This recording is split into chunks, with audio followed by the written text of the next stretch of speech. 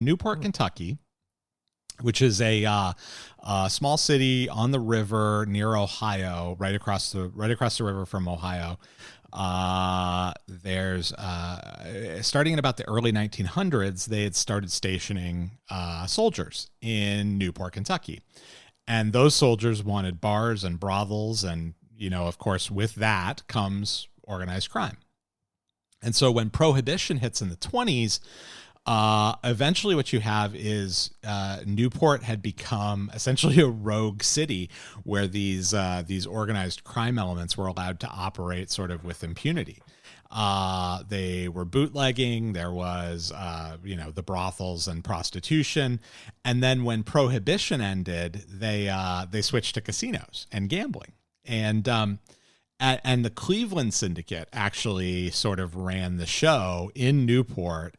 And they built up quite a illegitimate sort of economy there, to the point where by the 60s, people like Dean Martin, Frank Sinatra, Jerry Lewis, Shirley MacLaine, and Marilyn Monroe were hanging out in Newport, Kentucky at these establishments that were run by organized crime. I didn't know any of this. Like, I didn't know that Frank Sinatra appeared in Newport. Like, I went to college in Oxford, Ohio, which is near Cincinnati, which is like right across the river from Newport. And so eventually, what happens is RFK, Robert Kennedy, comes in as Attorney General and takes notice of all of the organized crime that's happening there in Newport, and as part of his larger sort of mafia crackdown, he cleaned up Newport, and Newport now is just a normal city on the river. I'm sure there are some vestiges of the past there, but yeah, that's the story of the Newport Mafia. I thought that was kind of an interesting one to learn about. Somebody was telling me about that, and you talking about it right now, it does reminds me of that. Yeah, it was like Vegas before Vegas existed, even, or maybe developed parallel to it. That's what they said. Yeah. And it started in the 1920s, before Vegas was even really a thing. And it developed parallel to it. And Vegas had the upper hand because it was legal there, where it wasn't legal in Newport. Yeah. So. And the other thing that is interesting is that, I think it was Robert Kennedy who, previous to him, there was no acknowledgement by the government that the mafia really even existed, or organized crime. That's exactly right. So yeah, it was never a thing that was talked about, right? It was, this isn't really a thing, because it threatened the government's power, right? The fact that that an organization like that, extrajudicial, extra governmental organization, can operate with impunity, you wouldn't want to admit that if you were in charge. No, it doesn't even look, not on my watch. It's funny because the mayor of Las Vegas here is Carolyn Goodman, and her husband is the mob lawyer for that movie Casino. Yeah, it's he actually Oscar Goodman. Yeah, he makes an appearance as himself in that movie for representing Joe Pesci's character. Yes. I always thought it's interesting because it's not like we're like 200 years away from that. I mean, this is back in the 70s. That was the 70s. Yeah. And he's still alive, and he does a good interview. I saw one, and he was like sitting there telling stories about he was talking about how they handled the graffiti when he was mayor. He's like, oh, yeah, find the kid and bring him to me. Like, this is him talking his exact words. And then he said, oh yeah, I had a machete on my desk, and they brought him to it. They convicted, or he was found guilty and all this other stuff. And then he does like a total mafia thing, and he takes the machete, and he was like, okay, well, we're gonna have to take your hand, so you can't do graffiti anymore.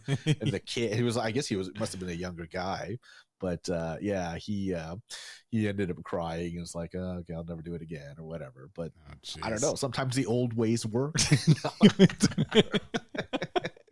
If your only concern is deterring, then yeah, probably so. I've talked to more than a few people who lived here in Las Vegas for they're old timers, and they have said It was better when the mafia ran things. Now, I don't know if that's exactly true, Well, but I don't know. Depends on your perspective, right? Yeah, exactly. Exactly. There are a lot of people who say that things were better in the 50s. Well, there's a certain group of people who don't say that. I like, but yeah, he's still around. And this interview where he was telling the story I just saw it like maybe a couple weeks ago. And yeah, but man, I'd love to sit down because he still has his brain there. I'm talking about Oscar Goodman. He still has his mind. And yeah, because he's got to be in his 90s, right? Yeah, probably. Yeah, but yeah, it's definitely. I maybe I'll like post the clip or whatever if I'll look it up and I'll tweet it out or whatever where he talks about that story as mayor. That's cool. Anyway. Yeah, definitely tweet that out if you have it. Yeah. So anyway. All right. Well, that gets us through the trip back to the week of January 20th, 2015. So that gets us into the episode, I think. So we open here in this episode. We open up with Winona taking care of Willa in the middle of the night, looking absolutely fire in the middle of the night. I don't know what that's about. There's a few things we'll talk about as a sort of theme for the season. And one of the things is the male gaze has been amplified a little bit. I don't know if you noticed that or not, but all of the women in the show are always very, very made up and done up in this season, much more so than before. And even if contextually or situationally they shouldn't look really, really good, they do. And so it's a little bit of a tonal shift from the what we get we get a lot of in the prior seasons. We get a lot of kind of Harlan County women who look pretty rough. Even the very attractive actresses who play prostitutes at Dewey's prostitution house. Why can't I remember the name of it? Audrey's. At Audrey's. Even the women who play prostitutes, who are very attractive actresses, are made to look much less attractive in prior seasons. And so there's definitely a little bit of a shift there that we'll talk about. Well, I think I noticed that last season or maybe the season before. Yeah, because I was like, the prostitutes in there were definitely above the talent level of trailer. What was it, $6 blowjobs? Yes, which by the way sounds like a fantastic deal. Here's 100. Come back in 3 weeks. I'll give a $100. It's like taking them to Italy or something like that. Exactly. On a boat on my yacht. But I guess in today's market that the $6 is it's more like 24 now. Yeah. But yeah, I think I said that maybe this last season or season before. One of the episodes, I was like, oh yeah, the way too hot for a trailer park whore. Yeah, and Winona's looking way too hot for a woman up in the middle of the night, a single mom up in the middle of the night with her very young baby. She's all made up. She's in a dress. Even the bank manager in the I noted that. I'm like, oh, she has that "say goodbye to these" that shirt, figure. Say goodbye to these. So while Winona is taking care of Willa, Raylan is in Mexico and he's looking for the federales who robbed Boyd, and he finds them at a bar. And tries to order bourbon and gets tequila instead. And he knows everything that went on, basically, in the desert. He kind of lays it out for the federale. He just needs him to confirm it.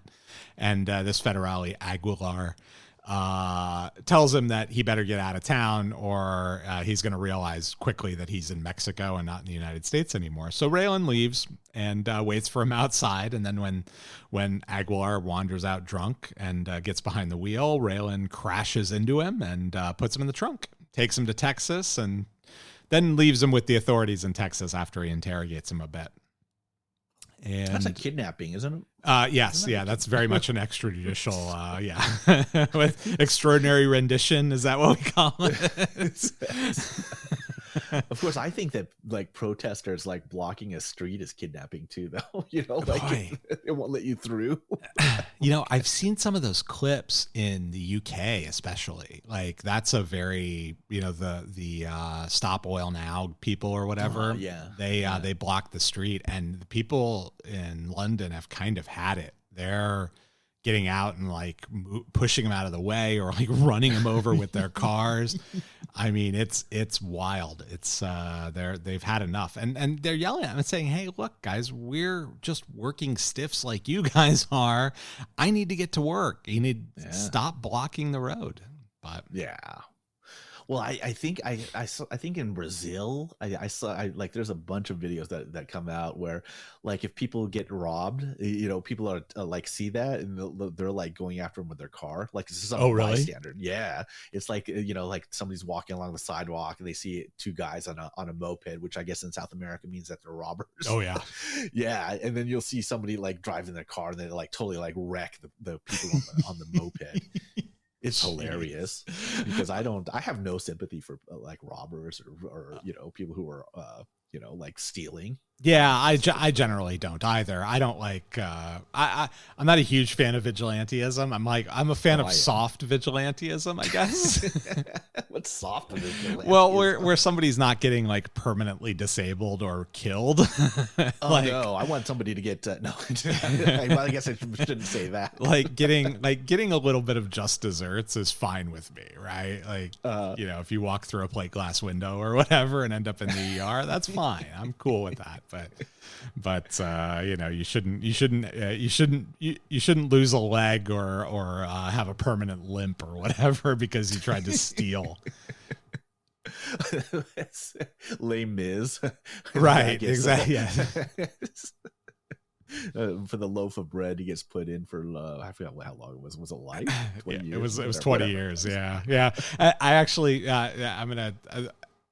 Over and over again, I tried to make jokes with the French, and this was because I worked at a French company. I've taken a new job recently, so I don't anymore. But I tried to make jokes, and they always fell flat. It just never. Puns worked a little bit, but you really had to be good with the puns because otherwise they wouldn't get the language. The language barrier got in the way. But sarcasm and self-deprecation and none of that does not work over there at all. The one time I got a joke to land was when a woman was telling me about, you know, we were at a restaurant and she was telling me, oh, you know, I used to be in this area when I was a kid, and we'd go here and we'd go there, and then we'd go knock on the door of the bakery at 4 a.m. and they'd give us bread. And I looked at her and I goes, geez, and Jean Valjean got 20 years. They're just passing out bread to you.